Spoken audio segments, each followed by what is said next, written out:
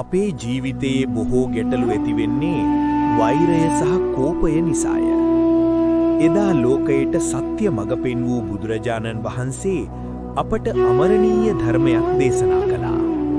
නහි වේරේන වේරාණි සම්මන්තිද කුදාචන. මෙම ගාථාවෙන් කියන්නේ වෛරයෙන් වෛරය කිසිදා නිම නොවන බවයි.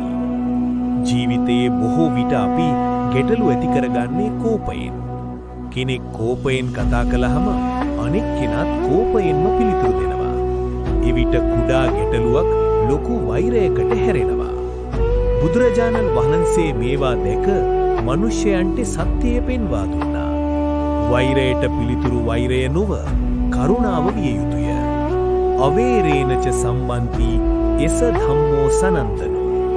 කෙනෙක් කෝපයටපත් වුණත් අපි සංසුන්ව සිටියොත් ගැටලුව අඩු වෙනවා. සමාව දීමෙන් වෛරය නිවෙන්න පටන් ගන්නවා. මෛත්‍රිය සහ කරුණාව මනුෂ්‍ය සමාජයට සාමය ගෙනෙහි.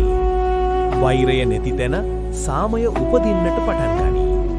මනස පාලනය කිරීමෙන් කෝපය පාලනය කළ හැක.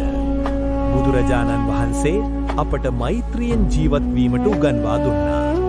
අපි කරුණාවෙන් කටයුතු කරන විට ලෝකය හොඳ තැනක් වේ. වෛරයෙන් වෛරය නිම නොවේ. අවේරයෙන් පමණයි වෛරය නිමවන්නේ. මෙය සදාකාලික සත්‍යයි. නහි වේරේන වේරාණි එස ධම්මෝ සනන්දනෝ.